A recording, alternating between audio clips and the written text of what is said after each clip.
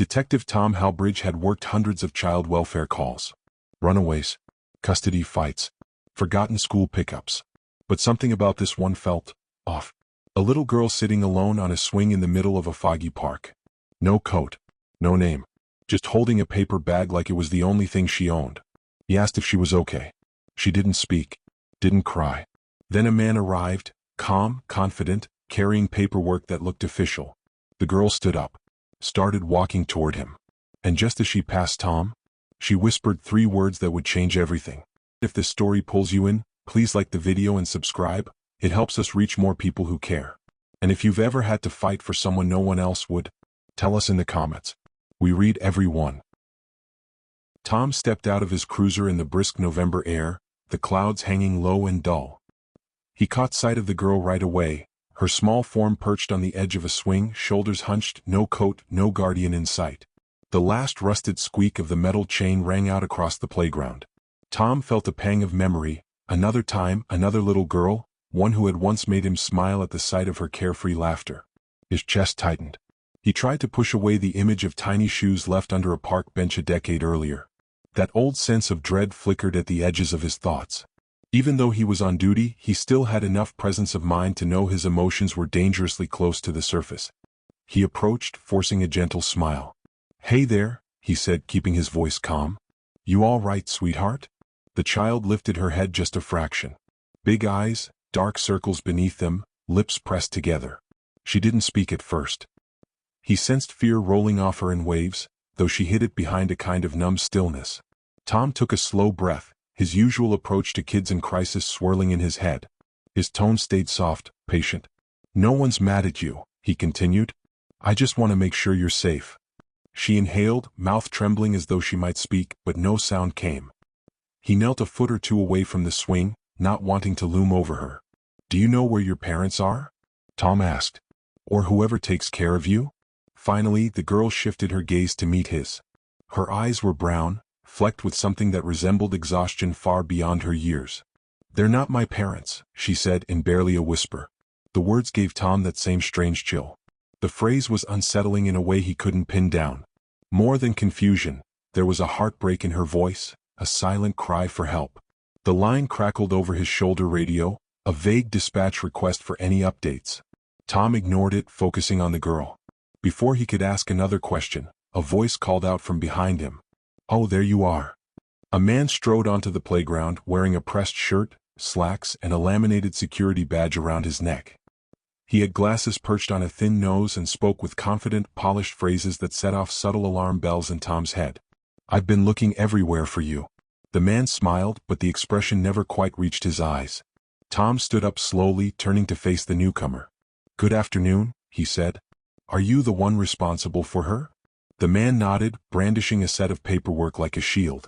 "Yes, sir." "Foster Placement Services," he said, tapping the laminate badge. She wandered off. "Had a bit too much freedom today, I'm afraid." Tom pressed his lips together as he took a quick glance at the name and credentials. Everything appeared correct at first glance. If Tom had been less seasoned or more distracted, he might have shrugged it off. But there was something about the man's posture, and especially about the way the little girl's shoulders seemed to tense when he got closer. "We can't have you running around scaring people," the man went on, as though he were teasing the girl gently. But the words had an edge. "Let's go, kiddo. We'll talk about this back at the center." Tom cleared his throat. "Could I have her name, please?" he asked, scanning the official papers to see if everything lined up. The man responded with a name, Amanda Davies. Age 9. She's had some trouble adjusting. He gave Tom a rehearsed chuckle as if to show how normal it all was. The girl didn't react. She just stared at the ground, hands clutched around a paper bag that Tom hadn't noticed before. She held it tight, almost like it was the only thing that mattered. Tom kept his eyes on the man, quietly appraising him. "She told me, they're not my parents," Tom said carefully, hoping the man might clarify. "That's normal," the man answered smoothly. "Many foster kids can't accept a new environment at first. They say all sorts of things, especially when they're upset." Before Tom could ask anything else, the man lightly took the girl's shoulder, guiding her away. She didn't resist, but the heartbreak was plain on her face. Still, that alone wasn't necessarily proof of wrongdoing. Plenty of foster kids were frightened, confused, or mistrustful of authority. Tom told himself to follow procedure, If the ID was valid, if the child wasn't in immediate harm, he had to let them go.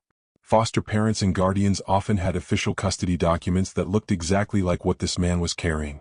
The girl glanced back at Tom. He caught that quick flicker of terror in her eyes. But she said nothing. She didn't call out. She didn't ask for help. She just looked at him with a stare that made the hairs on his arms stand up.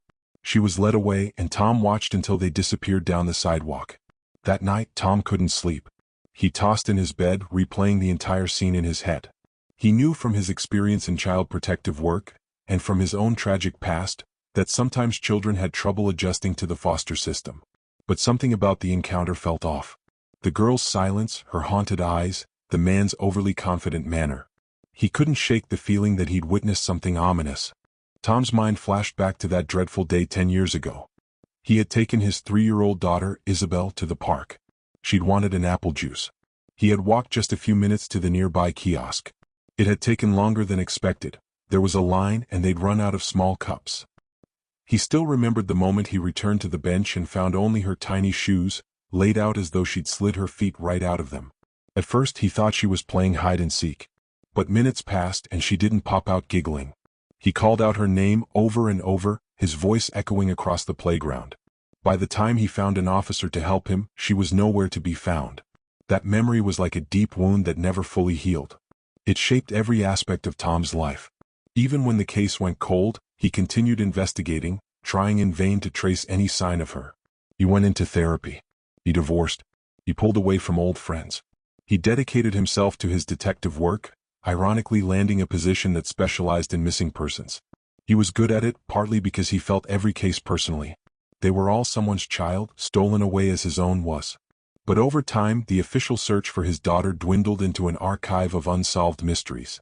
You did what you could, was what everyone told him, but he still woke up at night, haunted by the question, where is she now? So he wasn't the type to ignore a gut feeling when it came to a child who might be in danger.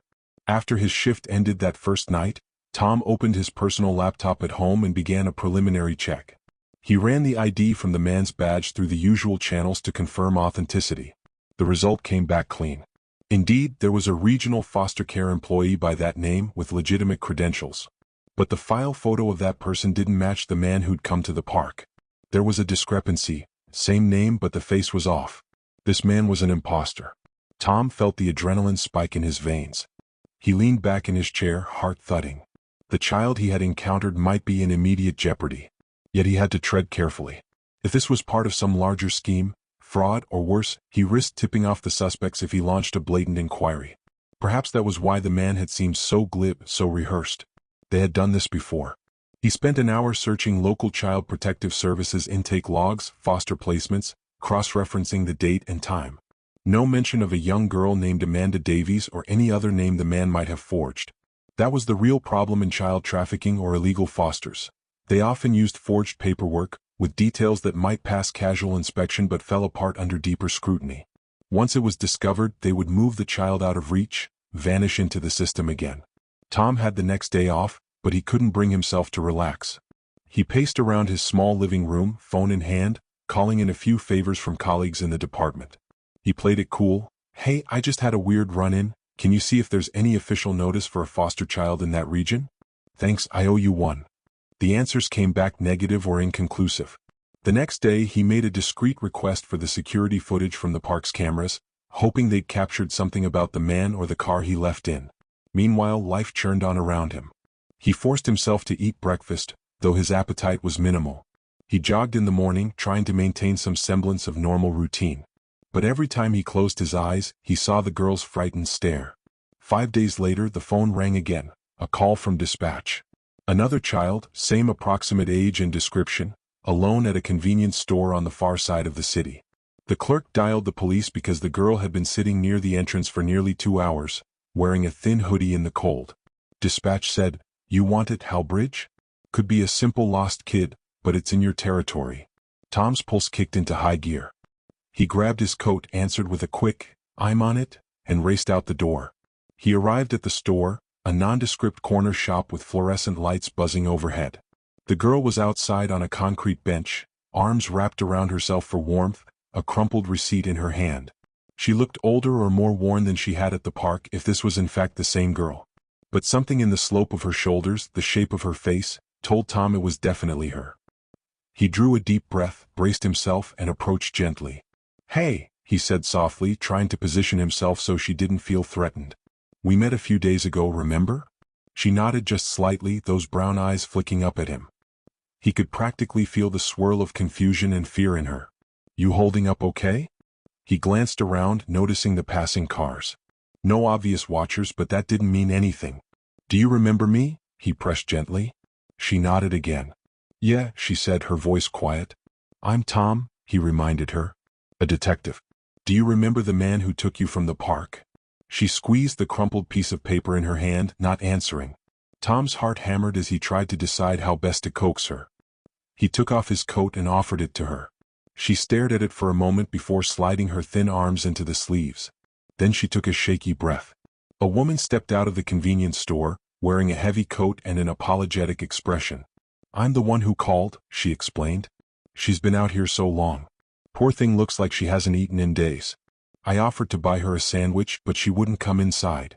Tom thanked the woman, telling her a fellow officer would be by soon. But even as he spoke, another car pulled up.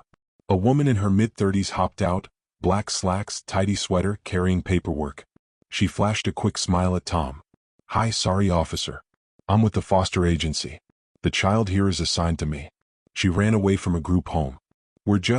She paused, caught Tom's stony expression, then offered the folder she was holding. Tom flicked his gaze to the girl, who stared at the ground. He turned back to the newcomer. "Mind if I see some ID?" he asked. This time the badge looked more legitimate, with the woman's photo matching the laminate. He frowned, uncertain. Had the man at the park just been some random caretaker, and now the official guardian was here? But something gnawed at him. How many times was this child going to pop up alone? If she was truly in foster care, the system would have flagged her and created an official case file. He already looked for it. "Ran away?" he repeated. "Why do you think that's happening?" The woman's eyes darted from him to the girl. She managed a wry shrug. "A lot of children in the system struggle to adapt. They run off." Tom pressed his lips together. The logic wasn't impossible, but something in her voice felt forced. He looked at the girl again, who was tracing her finger over the lettering in the hoodie she wore. The name Kayla was sewn inside. That definitely wasn't the name on the supposed documents from the man at the park. The woman was rattling off an explanation. "She's been moved between multiple group homes. They keep transferring her. She might have trouble understanding who her guardians are." Tom didn't respond. His gut churned. He needed to do some deeper digging, but how? If this was truly an official placement, he had protocols to follow. However, his instincts screamed that something was dangerously off. He asked the woman for the child's name, and she said, "Jennifer." That was new. Tom shot a look at the girl, searching her face. "Is that your name?" he asked softly. Her lip trembled. She looked to the side, silent. The woman reached for the girl's arm. "We should go, Jenny," she said in a tone that tried to be comforting but came across as condescending. Tom's mind whirred. If he insisted on taking the girl in, he might blow his cover in investigating these suspicious individuals. But if he let her walk away again, he might lose her. A coworker car pulled up, lights off, sliding quietly next to Tom's cruiser.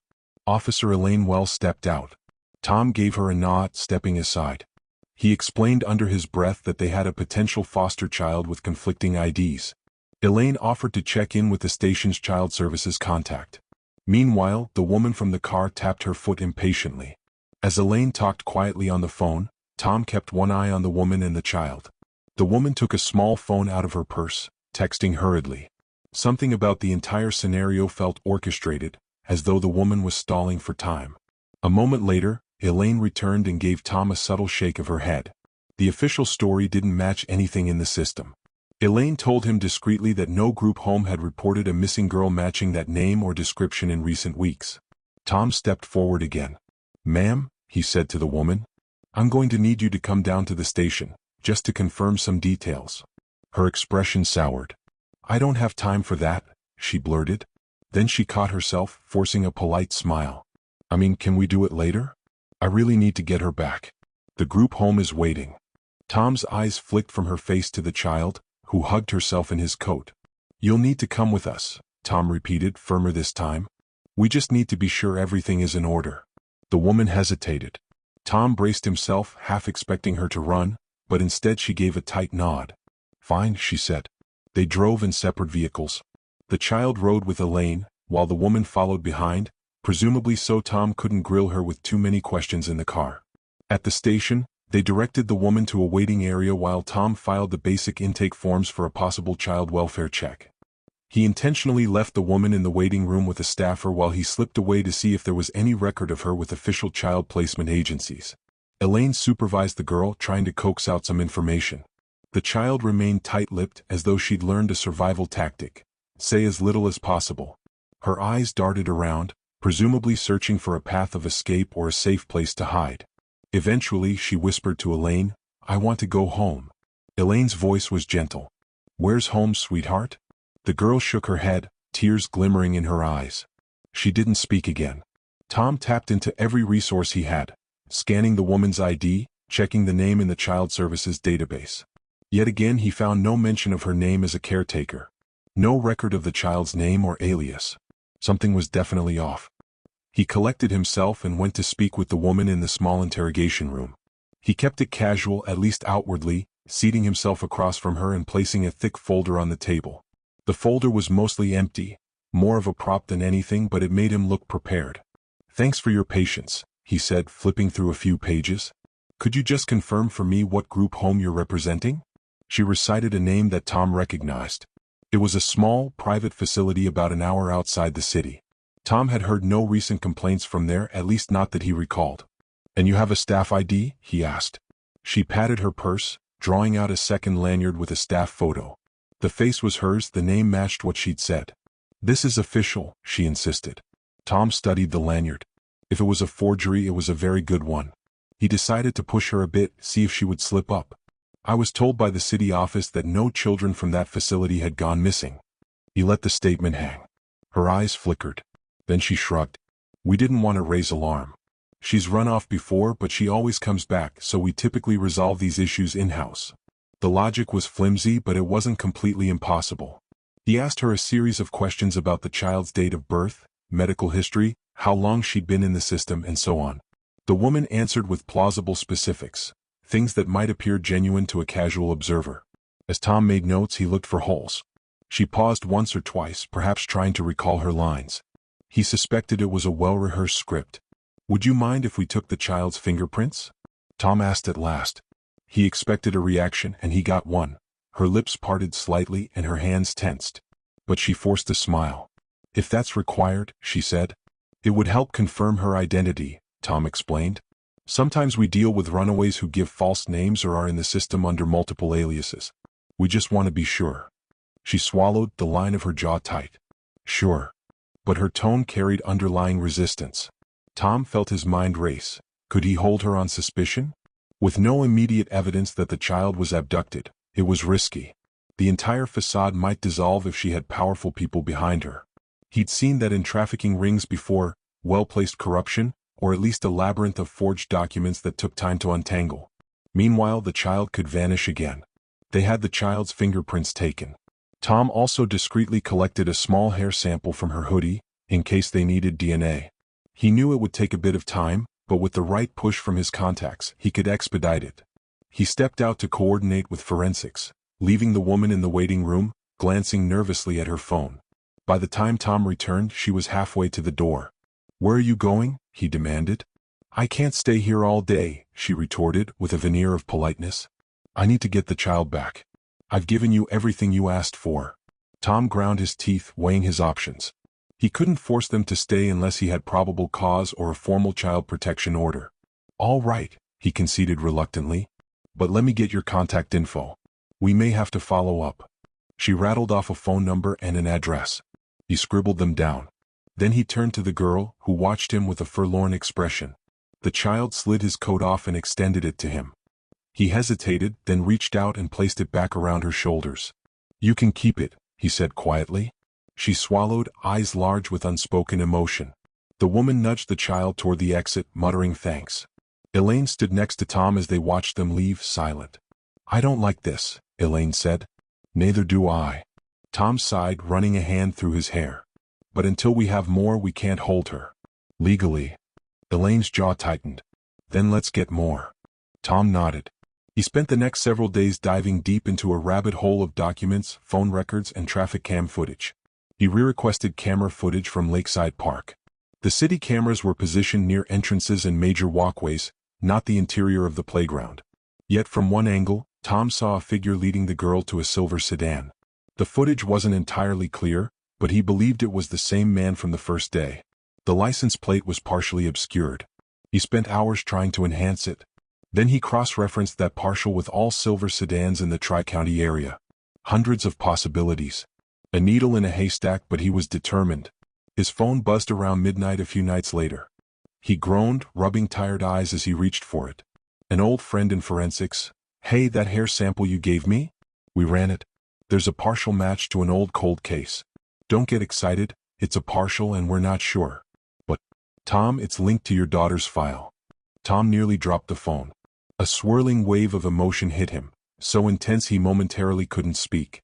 What did you say? He managed, voice shaking. I'm saying we found enough markers that strongly suggest a genetic link to you or a close family member, his friend repeated softly. Now it's not conclusive. It's partial, Tom. Could be a cousin or niece, but we'd need a better sample for a definitive test. Or a direct match from your daughter's old DNA profile. But given your history, I'm sorry. I know this is tough. Tom's heart thudded in his chest. His daughter, Isabel, had gone missing at age 3, a decade ago. Could this child he'd encountered be his own daughter? The very idea seemed almost impossible. He recalled the child's face, so thin, so solemn. She was around 9 or 10, maybe older, and the timeline could fit. But how could she have survived this long under a fake foster ring? He hardly slept that night. He clutched the phone in bed, staring at the ceiling, mind racing with 1,000 questions. The next day he arrived at the station early. He updated Elaine and a few key allies in the department on the potential bombshell. They approached the captain, carefully explaining that they had reason to suspect a trafficking ring forging foster documents, and that the child might be connected to a major cold case, Tom's own daughter's abduction. The captain's eyes widened, and though he was sympathetic, he also wore the weary frustration of a superior trying to balance official protocols. We need tangible proof, the captain said. We can't bust in on a hunch, especially if they have legitimate-looking paperwork. You know how the system works, Tom. Tom clenched his jaw, but he nodded. Yes, sir. I'm working on it. He continued scouring digital footprints, rental records, property leases, background checks. He found the name from the first forged badge cross-referenced with at least 4 addresses, none of which had actual people living there. They were like shell addresses used for mail forwarding or temporary lodging. The deeper Tom dug, the more he found scattered breadcrumbs pointing to a ring of individuals forging credentials to place children in foster homes, only to move them around at will. The motive? Possibly for labor, or for eventual sale, or for some twisted arrangement that Tom didn't want to imagine. And the child who had shown up at the park and then the convenience store might be his own lost daughter. That realization fueled him like nothing else. He barely ate, fueled by coffee and desperation. Every time he closed his eyes, he saw the last memory of toddler Isabel on that bench, bright eyes and curly hair. Then he imagined what she might look like now, after so many years, fearful, traumatized, barely able to speak or trust. At some point he rummaged through his old files from that original case. He kept them at home along with old photographs. He found scribbles Isabel had made in daycare. She used to write the name May on her dolls because she said May sounded grown up. It was a strange quirk for a 3-year-old. He flipped through the file, scanning old notes, pictures, anything that might help him confirm her identity if he ever saw her again. His hands trembled slightly at the thought that it truly could be her. He discovered an old city intake form from over a year ago, apparently filed by a teacher who noticed a quiet child named May. The teacher had suspected neglect and had tried to intervene. Nothing came of it. The system never found a record of the child. Tom held the paper up to the scribbles. The same loops in the letters, the same shape of the A in May. His heart hammered. It matched the clumsy scrawl of his daughter's writing from a decade earlier. She had used that same style whenever she wrote out May for her dolls. The partial DNA match, the repeated glimpses of false guardians, the cryptic writing. Tom's mind blazed with a certainty. This was Isabel. She had been stolen as a toddler, passed from place to place, forcibly renamed time and again. Possibly she was so psychologically scarred that she hardly responded to the name Isabel. Perhaps she no longer remembered it clearly. His hands trembled as he thought of the horrifying experiences she must have endured. And now he was closer than ever to finally bringing her home. But if the network was as large and careful as it seemed, they could vanish the moment they sensed real trouble. He needed to be strategic, gather evidence quietly, and then make a decisive move. He coordinated with Elaine and 2 other detectives he trusted, Joseph and Carlotta, telling them everything. They formed a covert plan, track the woman who had shown up at the station, see if they could follow the child's movements, or intercept the phone communications. Meanwhile, Tom waited on the final lab test for a direct DNA comparison. The hair sample was partial, but they had an old toothbrush from toddler Isabel in evidence. Combined, the lab might produce enough markers for a near-certain ID. Weeks passed, tension building. Tom felt like he was on a razor's edge. One misstep and the ring would slip away. He found that, ironically, only the child's repeated appearances in public places gave him a chance to investigate. Possibly she was trying to escape or find help. That thought made him ache. She might be calling out to him in the only way she could, by running away whenever the chance arose. He prayed she would stay safe. Finally, a break arrived in the form of a tip from a city bus driver who recognized the child from a missing person flyer Tom had circulated discreetly among his off-duty contacts. The driver reported that the same child got on a bus with a man, possibly the same one from Lakeside Park, and they rode to a neighborhood on the east side. The driver only recalled it because the girl looked so miserable, and the man had a very stern manner. She said they got off near an abandoned stretch of homes used occasionally by squatters or short-term rentals. Tom mobilized Elaine and Joseph to do a quiet stakeout. They found a cluster of dilapidated houses that might serve as hideouts. Sure enough, parked behind one of them was a silver sedan with partial plates matching Tom's earlier search. They took photos, noted that different people seemed to come and go. One evening, Joseph managed to snap a picture through a grimy window. Inside, Tom's heart seized up as he recognized the child, her face partially hidden in shadow. He felt such a strong protective urge that it took every ounce of willpower not to charge in then and there. But they needed a warrant or at least more evidence that could stand up in court. Every day the tension built higher. The ring might move the children at any moment. More so, Tom couldn't stand knowing his daughter, he was certain it was her, remained trapped. He spent hours laying out a plan to gather definitive proof of trafficking so that they could get an emergency order for a raid. He cross-referenced any other missing kid cases that might link to this operation. He discovered at least 3 others with anomalies in the foster system. Possibly those children were also hidden there. The ring's strategy seemed to be forging short-term placements, rotating the children so the system never pinned them down. If anyone did an inquiry, the ring produced fake guardians, claiming the child had moved on. Over and over, the children vanished into the cracks. Tom's big break came when the final DNA test came through. A 99.7% match with toddler Isabel's sample. His chest felt simultaneously heavy and flooded with relief. It was her, his baby girl missing for 10 years. She was alive, out there, living under God knew what conditions. The time for caution was over. He marched into the captain's office, a folder clutched in his hand, and laid out all the evidence. The traffic cam footage, the forged documents, the bus driver's statement, the partial plate match, the covert photos, and above all, the DNA results. The captain read through it, his expression growing more somber with each page. Finally he looked up, meeting Tom's gaze. "We'll move," he said quietly. "We'll get a team together, coordinate with Child Protective Services so everything is by the book. Tom, if this truly is your daughter, then no one's going to stand in your way." Tom closed his eyes for a moment, his breath shaking in relief. Then the reality set in. They had to be absolutely sure to rescue not just Isabel but any other children as well. He rallied with Elaine, Joseph, Carlotta, and a small team from Special Victims. They made a plan for an early morning raid, hoping to catch the traffickers off guard. The location from the stakeout was still active. Cars came and went, but the presence of the silver sedan suggested it remained a key hub. The night before the raid, Tom couldn't sleep. He sat in his dark living room, the only light coming from a small lamp. He stared at an old photo of Isabel, taken the week before she disappeared. She wore a pink jacket and had a tiny scrape on her chin from falling off her tricycle.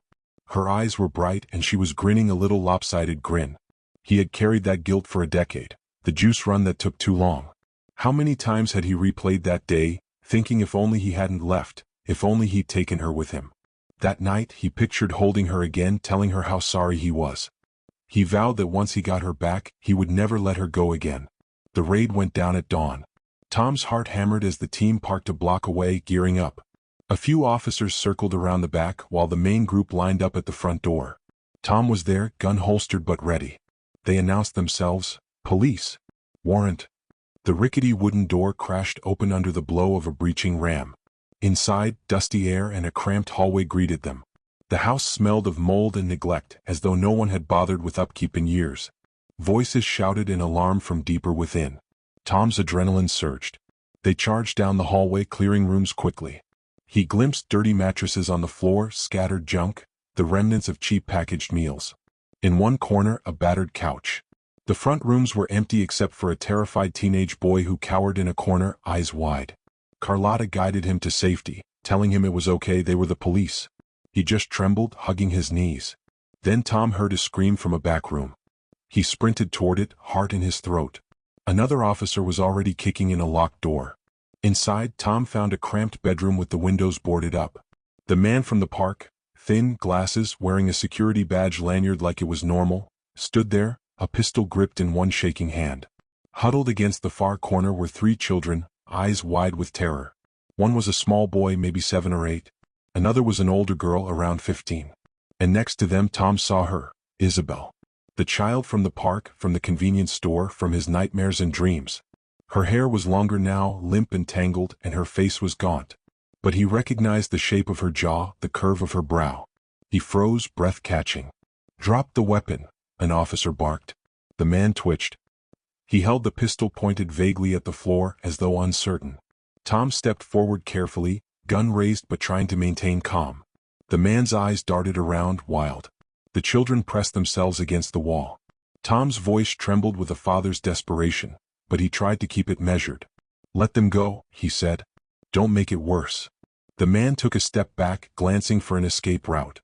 Then Isabel spoke in a voice so soft Tom almost didn't hear it. "You let me win," she said.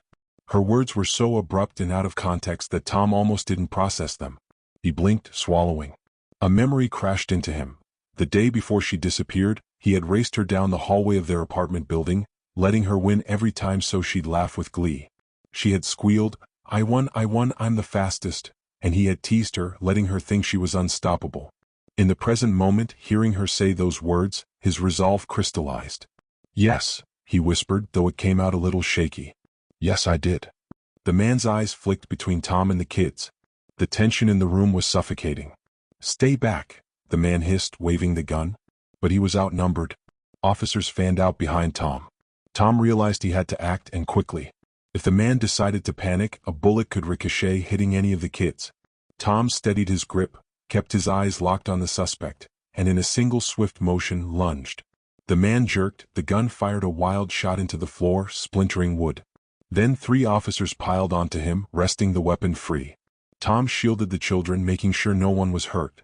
The older girl sobbed in relief, covering her face. Isabel trembled, pressed flat against the wall. The small boy was so frightened he could barely breathe. Tom felt a fierce protectiveness surge through him. After a moment's hesitation, he reached out a hand to Isabel. She stared at it as though unsure what to do. Then, with shaky steps, she came forward. She was taller than the toddler he remembered, obviously, but her frame was slight for her age. Dark smudges under her eyes. He opened his arms, unsure if she'd accept the embrace. She hesitated, glancing up at him with haunted eyes. Then she collapsed against his chest, silent tears soaking into his shirt. He clutched her, tears burning in his own eyes. For a moment, the entire world seemed to fall away, leaving just him and his daughter after a decade of nightmares. She was here in his arms, alive. He whispered, "I've got you." In his heart, he prayed that she would eventually heal from this. But for now, he was beyond grateful to feel her warmth and to hear her heartbeat. Officers swarmed the house, collecting evidence. They found fake IDs, forged foster documents, leftover passports from other kids. In total, they rescued 3 children from that location. Tom learned from quick questioning that other children had likely been moved to different sites or placements. The investigation was far from over, but it was a huge step forward in dismantling the ring. Other arrests followed as the suspects ratted each other out. The woman from the station was apprehended a few blocks away, trying to flee. Even so, for Tom, the biggest relief was that he finally had Isabel back. He took her to the hospital immediately, letting the medical team check her over. She was malnourished, underweight, and had old bruises, but fortunately nothing life-threatening. She barely spoke. The doctors suggested a child psychologist to help her cope with trauma. Tom hovered by her bedside, brushing hair from her forehead, uncertain if she even wanted him there. She was withdrawn, eyes clouded with caution. In the days that followed, Child Protective Services performed their due diligence, verifying that Tom truly was her father. DNA tests had already proven the link, but they ran additional checks to ensure it was a safe environment for her return. Tom cooperated wholeheartedly, though he felt a twist of pain at having to prove he was fit to care for his own daughter. The system, ironically, had been manipulated so thoroughly by criminals, yet for legitimate reunifications, it was always slow and methodical. At first, Isabel hardly spoke. She followed commands, nodded or shook her head when asked if she was hungry or tired, but rarely initiated conversation. Tom gave her space, setting up a room in his apartment for her, the place that had once been a storage room for old case files. He painted the walls a soft color, tried to buy a new bed and some gentle decorations. He didn't want to overwhelm her, so he kept it simple. On a chilly afternoon a week later, she wandered into his study, where he was meticulously writing up the case notes for the DA. He glanced at her, gave a small, encouraging smile. She walked up to a framed photo on his desk, one of him and a toddler with bright eyes, taken years ago at a local fair. "She looks like me," Isabel whispered, her voice still raspy from lack of use. Tom felt a knot in his throat. "She is you," he said softly. "She always was." She nodded, biting her lip as though uncertain what else to say. The moment weighed heavy with the ghosts of the past. Finally, Tom spoke, voice shaking with emotion. "I never stopped looking for you, Isabel." She swallowed, glancing at him. There was a flicker in her eyes, something that might have been recognition or acceptance. Then she stepped closer, letting herself lean into his shoulder. He wrapped an arm around her, heart pounding. It felt both fragile and hopeful, this tentative link. They had a long way to go, but she was with him now, safe under his roof, away from the monsters who had taken her. The case drew media attention once it went public. A detective reuniting with his long-missing daughter, after an elaborate sting that exposed a foster trafficking ring, how could it not make headlines? Tom found himself at the center of an uncomfortable spotlight, bombarded with well-wishes, curiosity, and questions about the ring. He tried to shield Isabel from it, politely declining interviews. He also found himself fielding calls from other desperate parents of missing children, asking if he could help. It weighed on him, but he promised to do what he could. Over the following weeks and months, the ring collapsed piece by piece as law enforcement used evidence from that raid to arrest more conspirators. The man with the glasses was charged with kidnapping, human trafficking, and a host of other crimes. The woman who showed up at the station also faced multiple felony charges for her involvement in forging documents.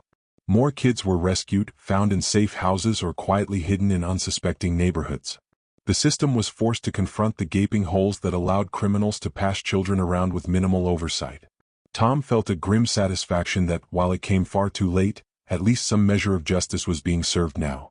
He testified at preliminary hearings, describing how he discovered the child's identity and how the ring operated. But each time he spoke about it, his voice trembled with emotion. He had read about these networks for years, but seeing it firsthand, and knowing Isabel was one of their victims, left a raw wound. He saw no sign of regret on the part of the traffickers. They seemed cold, calculating, defending themselves with claims of helping children find homes. Tom seethed at the audacity. Meanwhile, at home, Isabel slowly adjusted to everyday life. Tom noticed small changes. The first time she asked for a glass of water without being prompted. The first time she decided to sit on the sofa and watch a show with him. She still woke up with nightmares. He would hear her muffled cries in the middle of the night, and he'd rush in, only to find her curled in the corner of her bed, shaking. He'd sit with her, talk softly, sometimes hold her hand if she allowed it, until she calmed down. She rarely said what the nightmares were about, but he could guess. He longed to say something that would magically erase all her pain, but he knew that wasn't possible. Healing would take time. One evening, he overheard a conversation between her and Elaine, who'd come by to drop off some groceries. Elaine was sweet, chatting about random things, and then said carefully, "You can talk to me if you ever need to, Isabel. Or any of us. We're here for you." Isabel was silent for a moment, then replied softly, "I remember him." Tom, listening from the next room, felt his heart clench. She continued, "He would race me down the hall. And he'd always let me win." Elaine offered a gentle smile. "He loves you so much." A tiny nod from Isabel. Yeah, she whispered so quietly Tom almost missed it. But it was there, a glimmer of acknowledgement, of trust. That night, when Elaine was gone, Isabel approached Tom with a question that made his heart skip a beat. Did I have a mom? She asked tentatively, frowning as though confused. Tom's throat closed up briefly. He had dreaded this conversation. Yes, he said gently. Her name is Angela. After you disappeared, we drifted apart. She lives in another state now. I can call her if you'd like. Isabel didn't respond immediately. She just stared at the floor. Finally she said, maybe later. Tom nodded, respecting her pace. It occurred to him that she might not remember her mother at all. She was so young when she was taken. Angela and Tom had tried to keep their marriage afloat for a while after the disappearance, but the stress and grief eventually tore them apart. Angela had moved away in an attempt to rebuild her life. They still spoke occasionally, but it was painful for both of them. Now perhaps things would change. He decided to let Angela know what had happened, that Isabel was found. She broke down crying on the phone, promising to come visit once Isabel felt ready. That visit was a future puzzle to navigate, but at least it was a possibility now. Even as the ring was being dismantled, the legal battles were just beginning. Defense attorneys tried to argue that the suspects were simply misguided caretakers, but overwhelming evidence of falsified documents, testimonies from multiple rescued children, and the direct link to Tom's kidnapping case made convictions likely. Tom spent hours providing depositions, gathering old records, and verifying each piece of data. He wanted an airtight case so these people could never hurt another child. Periodically, reporters would approach him for comments, or paparazzi would appear outside the station, hungry for a shot of Tom and his newly found daughter. He shielded her from all of it as best he could, refusing to let them exploit her trauma. That experience reaffirmed his distaste for sensationalist coverage. He wanted the public to know trafficking was real and horrifying, but also wanted to protect Isabel's privacy. He managed a delicate balance, giving official statements about the broader operation but never letting them photograph her. The real challenge lay in the emotional aftermath. Tom tried counseling sessions with Isabel, sitting in a child-friendly therapy office that smelled faintly of crayons and disinfectant. The therapist used gentle techniques, letting Isabel guide the pace, offering art therapy, play therapy. Sometimes she engaged, sometimes she would stare at the wall, unresponsive. Tom also attended separate sessions by himself, dealing with his own guilt and trauma. He realized that father and daughter both needed time to heal and reconnect in a new reality. He took time off work, focusing on her, making sure she knew he was there, unwavering. One afternoon, about 2 months after the rescue, Tom found Isabel in the living room, rummaging through some boxes he had never fully unpacked after a recent move. She pulled out a small toy, a plastic figure of a detective in a trench coat. She held it up, eyes curious. You used to love that, Tom said, stepping closer. I bought it for you at a gift shop the day I got promoted. You said you wanted to be a detective like me. Her lips parted slightly, a flicker of recognition crossing her face. I played with it, she whispered. I kind of remember. She examined it, turning it over in her small hands, as though trying to piece together lost fragments of her childhood. Tom felt tears prick at his eyes, but he forced them back. This was Isabel's journey. Over the next few minutes, he watched her pull out more items. Old drawings, a crocheted blanket from her grandmother. She began to pepper him with questions. What was I like? Did I have friends? Did I like ice cream? He answered each with gentle honesty, painting a picture of a bright, bubbly toddler who used to giggle at the smallest things. He could see she was trying to reconcile the gap between that carefree toddler and the child she was now, shaped by years of captivity and confusion. Gradually, the two of them forged a tentative closeness. They cooked simple meals together, scrambled eggs, grilled cheese. She liked setting the table, carefully laying out the forks and napkins. They watched old cartoons she used to love, and though she didn't laugh outright, Tom noticed her lips twitch into something resembling a smile. Baby steps. Meanwhile, the city was rocked by revelations of how easy it had been for these traffickers to exploit holes in the foster system. Investigations at higher levels led to the firing of certain CPS employees who had turned a blind eye or were blatantly complicit, forging documents in exchange for bribes. Tom provided evidence for some of these cases as well. He hoped the entire fiasco would result in reforms, new verification procedures, cross-agency checks, but he also knew bureaucracies were slow to change. Still, if shining a harsh light on the problem saved even one child, it was worth it. The largest confrontation of the case came during the official trial of the top conspirators. Tom had to testify in court, which he dreaded, but he refused to be silent. He recounted the disappearance of his daughter, the decade of searching, the suspicious foster guardians, and the eventual raid. The defense tried to poke holes in his story, insinuating that Tom was emotional, that he had tunnel vision. But the DNA evidence was irrefutable, and multiple kids testified via video depositions. One child tearfully described how the traffickers threatened them, forced them to memorize new names, and told them to remain silent whenever questioned by authority figures. The jury watched with grim faces. Tom was there the day the verdict came down. Guilty on multiple counts, including kidnapping, child endangerment, and trafficking. The judge handed down heavy sentences. Tom felt a wave of relief. It wasn't over for the victims, who would carry scars for life, but at least these particular perpetrators would not hurt anyone else. He left the courtroom and found Elaine waiting outside with Isabel. The girl was fidgeting in the hallway, glancing around at the commotion. When she saw Tom, she approached and slipped her hand into his. It was the first time she'd done that unprompted. He squeezed gently, giving her a soft smile. She didn't say anything, just pressed closer to his side. In that small gesture, Tom felt something shift, an unspoken acceptance that he was her father and she was ready to let him protect her. Life began settling into a new sort of normal. Over time, the memory of that tension, of forging documents, frantic stakeouts, the looming fear that she would vanish again, faded into the background. Tom returned to part-time duty at the department, limiting his hours so he could be there for Isabel. She attended therapy sessions, slowly opening up. One day, the therapist gently suggested that Isabel might want to address Tom as Dad, if she felt ready. Isabel's eyes brimmed with tears, but she didn't shy away from the idea. A few weeks later, Tom was making breakfast, pancakes with a bit of vanilla in the batter, just how Isabel liked them. He heard her pad into the kitchen in socked feet. She paused at the edge of the counter. "Dad," she said. He nearly dropped the spatula. He turned, heart hammering, eyes already stinging with tears. "Yes," he managed. She shrugged shyly. "I'm hungry." He let out a breath that felt like it carried a decade's worth of pain. "Pancakes are almost done," he said. "Have a seat." She nodded, slipping into a chair. He served her a plate, trying to hide how emotional he was. She took a bite, nodded at him in approval. For a moment, it was so ordinary, breakfast at home with his daughter. A scene he had dreamed about for years. And now it was real. In time, Isabel even agreed to meet her mother. Angela flew in from out of state. The reunion was a swirl of tears and awkward hugs. Isabel stood stiffly at first, uncertain how to respond to this woman who was essentially a stranger. But Angela had pictures, old home videos. They spent a long afternoon flipping through them, bridging that gulf of missing years. It wasn't easy, but it was a start. Once the ring had been thoroughly prosecuted, Tom found himself inundated with calls from journalists wanting a final statement about the outcome.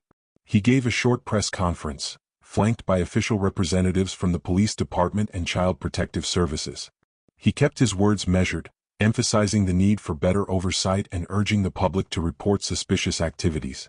The cameras flashed, capturing the determined set of his jaw as he spoke about the importance of protecting children. He ended with a direct message: "My daughter was taken from me for 10 years, and I was one of the lucky ones to get her back. Let's make sure no parent or child ever has to suffer like this again." After it was over, Tom and Isabel retreated to a quiet corner of a small park near the courthouse. They sat on a bench under a willow tree, the afternoon sun filtering through the leaves. She watched a group of kids playing on the grass, chasing each other, shrieking in laughter. Tom glanced over at her. "You can join them if you want," he offered gently. She shook her head, eyes downcast. "Not yet," she whispered, as though the normalcy of carefree play was still too distant. He nodded in understanding, placing an arm around her shoulders. She leaned against him just a little, and they stayed there, watching the other children be children. In that quiet moment, he realized how lucky he was to at least have her near him, even if she wasn't ready to leap into the world of a normal childhood. He would wait as long as it took. Months rolled by. Isabel enrolled in a small tutoring program, since she'd missed formal schooling for so long. The teacher was patient and specialized in helping kids who had gaps in education. Progress was slow but steady. Each new letter learned, each math problem solved, felt like a triumph to Tom. He marveled at how intelligent she was despite everything. She had a keen eye for detail, often noticing small things, like which books were missing from the shelf or which keys were out of place on the table. Sometimes he teased her, "You've got a detective's mind," and she gave a tiny, shy smile. Therapy continued to be a regular fixture in their lives. Tom also found a support group for families of missing and exploited children, where he sometimes took Isabel. Most of the time, she listened in silence as other kids and parents spoke about their journeys. Occasionally, she'd raise her hand and share a small detail, never the darkest parts, but enough to let others know they weren't alone. Seeing her do that gave Tom immense pride and also a pang of sadness. It reminded him of the resiliency children had to muster in the face of tragedy. For his part, Tom underwent a transformation as well. He began to let go of the crushing guilt he'd carried for a decade. In therapy, he worked through the torment of that day at the park. He realized that the blame rested on the criminals, not on his brief absence.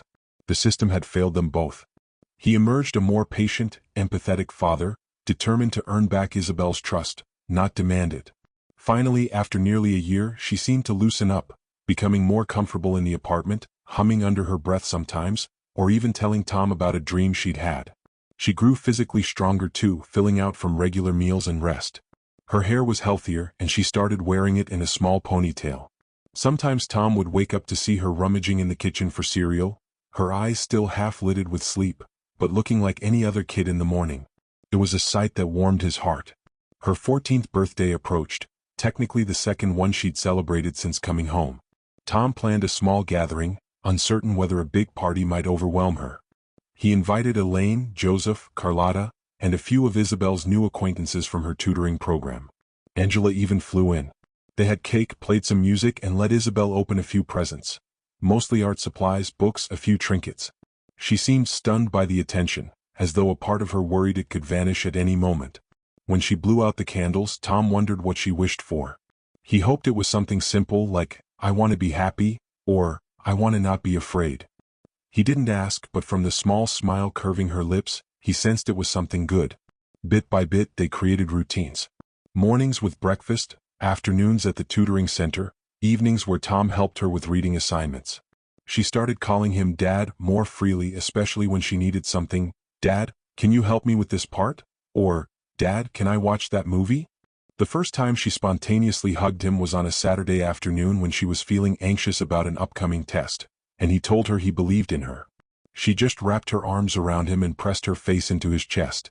He stood frozen, tears welling, and then held her tight. Eventually, the ring's prosecution concluded. The ringleaders received lengthy prison sentences. Child Protective Services revamped several procedures, partially spurred by the negative press and public outcry.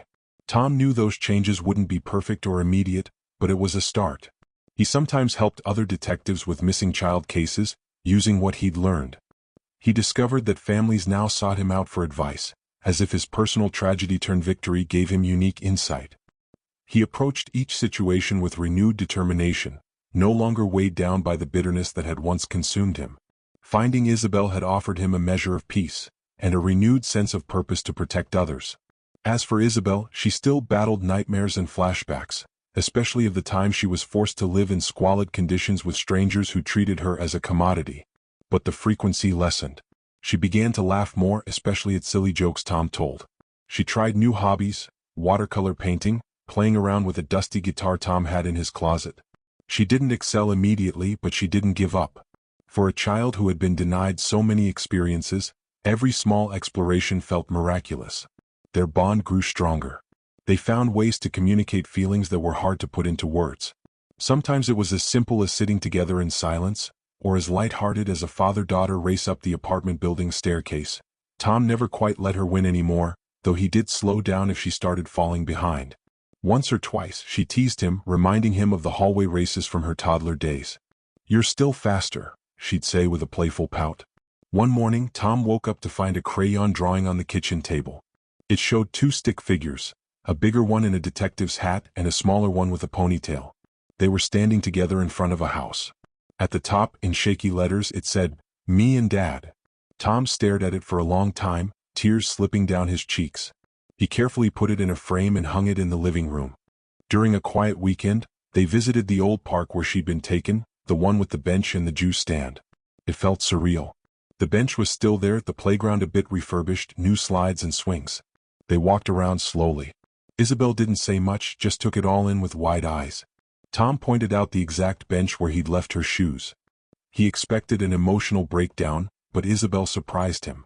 She gently slipped her hand into his. "It's okay," she whispered. "You didn't know." Her words felt like an absolution he hadn't realized he needed to hear from her. They sat on the bench for a while, letting the memories wash over them. When they left, it felt like they had closed a lingering chapter of darkness, stepping into the light of a new beginning. Time marched on. Isabel got older, blossoming into a quietly determined teenager. The two of them still faced challenges, occasional emotional setbacks, tense therapy sessions, or moments when the scale of her lost childhood overwhelmed them both. But they faced these challenges together, no longer alone. The resolution of the Rings case also provided some measure of closure to other families. They reconnected children to their rightful guardians, though some had no living relatives left, requiring them to enter legitimate foster placements. Tom stayed in touch with a few of those kids. One teenage girl, the same one found in the back room with Isabel, ended up writing an impact statement that helped seal the conviction. She was eventually placed with a caring family. Tom always reminded Isabel that though they couldn't undo the past, they were now part of a brighter future for many kids saved because of their ordeal. Although heartbreak and healing both left scars, Tom and Isabel grew closer through those trials. In the end, father and daughter found their way back to each other. Sometimes they talked about the day they finally ended the ring, how they broke down that door. Isabel only remembered flashes, sounds, fear Tom's voice. She told him how that final confrontation was one of the first times she felt a surge of hope, because she recognized him from their earlier encounters in the park and convenience store. She'd known deep down that if he was there, she might have a chance to escape. He realized in that moment that she had also been fighting for her life from the inside, in every small act of defiance and every desperate runaway attempt. And that was a testament to her resilience. She had never fully given up. Ultimately, the day came when Tom received official custody documentation stating that Isabel was legally recognized as his dependent, free of the system's bureaucratic limbo. He watched her sign the papers with a shaky hand. She wrote Isabel Halbridge, glancing up at him with a small, proud smile. It was official. The final chain of her captivity, the endless cycle of fake foster files and secret placements, was broken. They had a quiet celebration that evening, just the two of them at home. Tom ordered takeout from her favorite Thai restaurant. She sat across from him at the small dining table, picking at pad thai with her fork, a thoughtful look on her face. He asked if she was okay. She gave a hint of a grin. "I was just thinking," she said softly, "about how different my life is now." Tom nodded, heart swelling with gratitude. "Different good, I hope." She met his eyes. "Yeah," she said, voice trembling with emotion. "It's a million times better." He reached out, gently placing a hand over hers. "I love you," he said, the words thick in his throat. It felt right to say them even if he worried about overwhelming her. But she didn't flinch or pull away. She gave him a small, soft smile. "I love you too," she murmured. They resumed eating, each lost in their own swirl of feelings, but connected by an unbreakable bond. Months turned into a year, then longer. Isabel continued with therapy. She excelled in her tutoring, eventually catching up to near her grade level. She made a few close friends, though she was still cautious in large groups. Tom found a measure of peace in his own heart, a renewed appreciation for the everyday joys that others might take for granted. Cooking dinner together, going grocery shopping, planning a weekend outing to the zoo or the museum. Sometimes he glimpsed her laughing freely, and he felt an indescribable sense of wonder. He never stopped being vigilant, never lost that heightened protective instinct. But slowly, that watchfulness came from a place of healthy caution rather than paralyzing fear. He taught Isabel self-defense basics, not to scare her but to empower her. She learned quickly, absorbing each technique with quiet focus. One day while practicing, she caught him off guard with a clever move that sent him stumbling. She actually giggled. He pretended to be offended. "You're letting me lose just like I let you win," he teased, and she cracked a broad grin. That kind of playful banter was everything he'd dreamed of. In the end, their story wasn't defined solely by the darkness of abduction and trafficking, but by the light they found afterward, the resilience, the love, and the refusal to give up. Though Tom still carried regrets for not saving her sooner, Isabel assured him that what mattered was that he never stopped searching. And indeed, his relentless pursuit of truth had broken open a sinister operation that might have otherwise endured, destroying countless lives. On a brisk afternoon, father and daughter stood side by side, gazing over the city from a small hill in a local park. A gentle wind ruffled Isabel's hair. Tom had taken her here to celebrate the official conclusion of the ring's final appeals. The traffickers' sentences remained in place. Justice, as best as the system could provide, had been served. She slipped her hand into his, gave it a squeeze and looked up at him. "It's over," she said softly. He nodded, tears brimming. "Yeah," he replied, voice trembling. "It's over." They stood like that for a while, quietly letting the significance settle in. Then, in a moment that felt almost like freedom incarnate, Isabel exhaled, closed her eyes, and let herself enjoy the simple beauty of the world around her. Tom watched her, heart full of gratitude and hope. At last, after 10 years of searching, heartbreak, and bravery, they were on the other side of the nightmare.